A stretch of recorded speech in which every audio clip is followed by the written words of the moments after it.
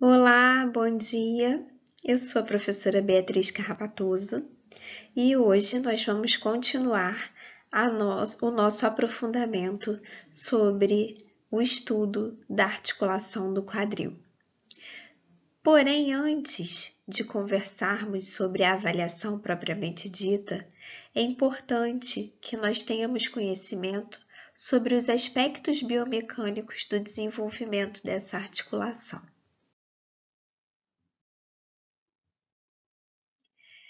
Existem algumas características da pelve do recém-nascido que precisam ser levadas em consideração para que a gente consiga entender no futuro, caso aconteça algum desvio dessa função articular.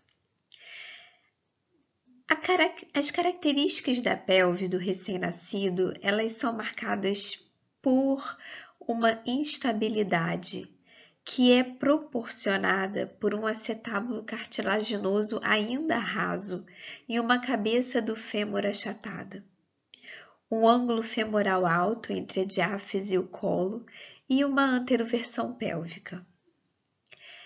Essas três características, elas são responsáveis pela instabilidade que essa articulação apresenta no momento do nascimento. O crescimento durante os 2 primeiros anos de vida possibilita o abandono da flexão e o ganho da extensão, à medida que a criança for adquirindo as posturas antigravitárias. Então, essa conquista das posturas antigravitárias é que vai ser capaz de mudar aquelas características que nós falamos anteriormente. Ao nascimento, a flexão do quadril varia entre 50 e 120 graus, e esse valor decresce conforme a extensão for conquistada, atingindo 0 graus de flexão. À medida que o músculo iliopsoas se alonga, a cápsula anterior do quadril também se alonga, permitindo o deslizamento anterior da cabeça do fêmur e, assim, o aumento da extensão. É importante que a gente entenda a ação eficaz e modeladora do grande glúteo para que esse quadril alcance o componente extensor de movimento. Nesse slide é possível vermos o osso fêmur, né? Já um fêmur desenvolvido, e a gente consegue perceber uma cabeça esférica, né? Um trocânter maior definido e uma diáfise contorcida, né? Remodelada para que, por conta desses processos de enrolar e desenrolar provenientes do crescimento. A biomecânica do desenvolvimento, quando ela é observada pelos planos de movimento, a gente se depara que, saindo do plano sagital, em que temos os movimentos de flexão e extensão, e ganhando o plano frontal, nós vamos ver que ocorre uma diminuição nessa angulação por conta do mesmo princípio que nós falamos anteriormente. O avanço das posturas antigravitárias, o abandono da flexão fisiológica e o alcance da extensão, ela vai permitir que algumas angulações excessivas que foram importantes ali naquele primeiro momento do nascimento por conta da postura da flexão fisiológica, vão ganhando outros componentes de movimento à medida que a extensão vai se fazendo mais presente na vida dessa criança. A ampla abdução de quadril diminui com como consequência das posturas elevadas. Ou seja, o fato de haver essa progressão do 4 apoios, do ajoelhar, do ficar de pé e do caminhar, vai ser capaz de diminuir essa abdução e ganharmos o componente adutor. Nessa mesma lógica, podemos ver que a rotação lateral expressiva, também proveniente do acompanhamento com a flexão fisiológica, vai dando lugar ao aparecimento da rotação medial, na medida em que as posturas antigravitárias vão sendo conquistadas. Mais uma vez, falando desse alcance da postura extensora, vai haver a migração de uma anteriorização da cabeça femoral para uma posteriorização. Porém, para que seja possível esse movimento de antero e retroversão, nós vamos contar com a presença de uma lateralização desse trocânter maior, o que vai gerar estabilidade quando a gente assume a postura ortostática.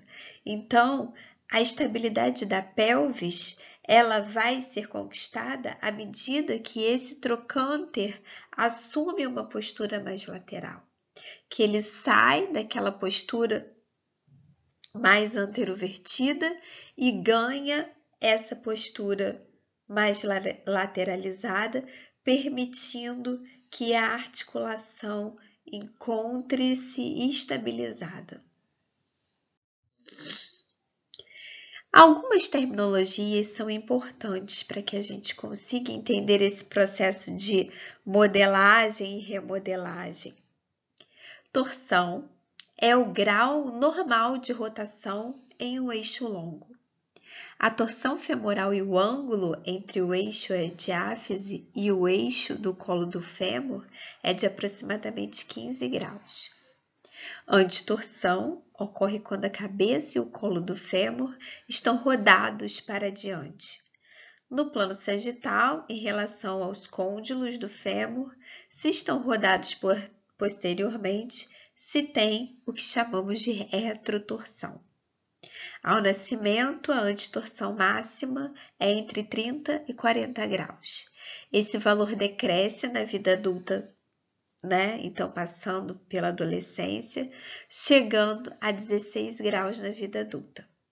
O fêmur desenrola pelo processo de crescimento, pela tração muscular e pela redução do ângulo da coxa valga e redução da flexão do quadril. Para que seja possível a avaliação do quadril, nós dispomos de uma série de testes que podem ser aplicados mediante a cognição e a idade cronológica dessa criança. Então, para avaliarmos a contratura em flexão do quadril, o que é importante? É importante que o paciente se posicione em supino em uma maca ou uma cama e que seja realizado, uma flexão do quadril que oposta, ao de mídio em que vai estar sendo avaliado. Se por acaso esse membro que está estendido, ao se flexionar a perna contralateral, aumentar a flexão, nós podemos mensurar o grau de contratura desse músculo. A avaliação da contratura e flexão do quadril também pode ser feita pelo teste de extensão e pronação. Ele é realizado com a criança em pronação. Então, o teste de Thomas, a criança vai estar em supino, e o teste de extensão e pronação, a criança vai estar em prono. O que vai acontecer? Nós vamos estender gradualmente o quadril até que a pelve se mova anteriormente.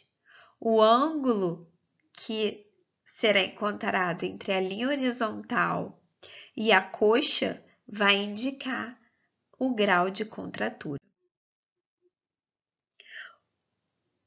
Outro teste que podemos fazer é o teste de Trendelenburg.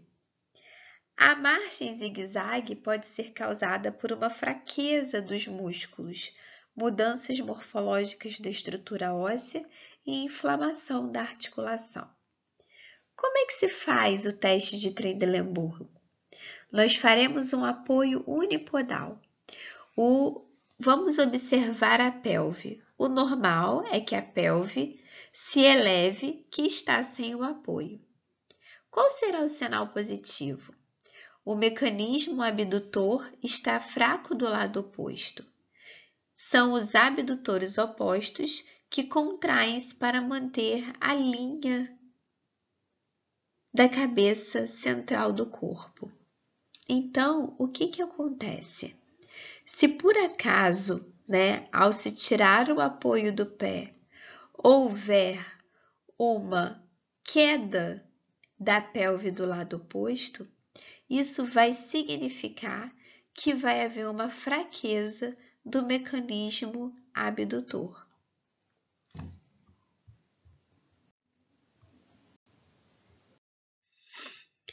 O próximo teste é o teste de Ober. A criança em decúbito lateral. O quadril superior que está sendo avaliado é levemente flexionado e abduzido.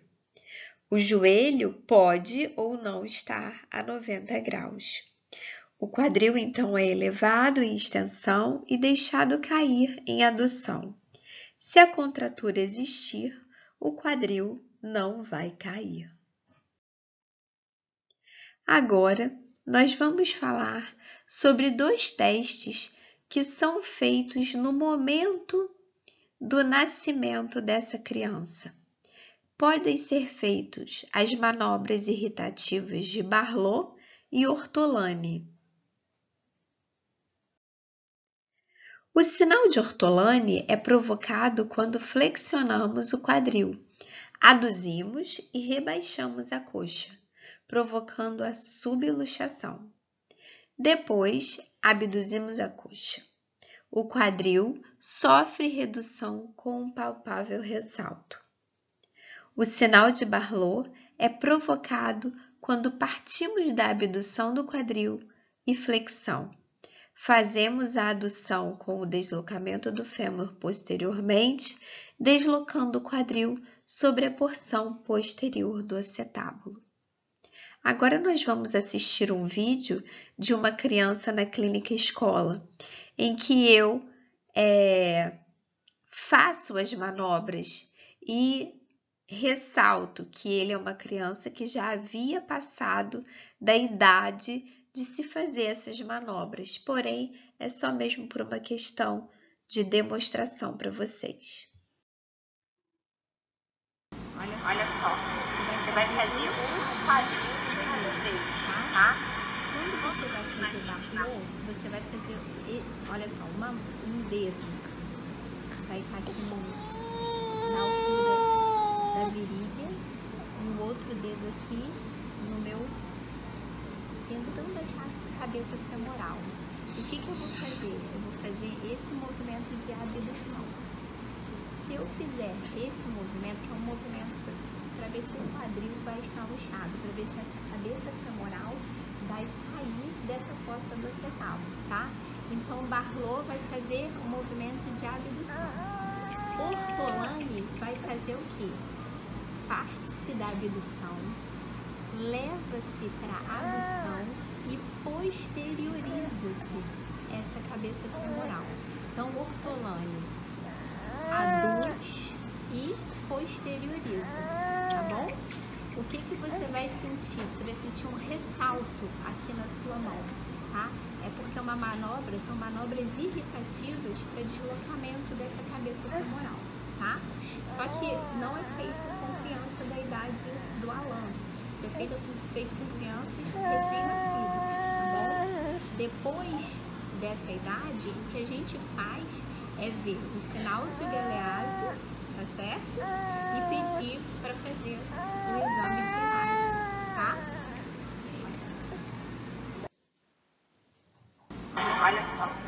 fazer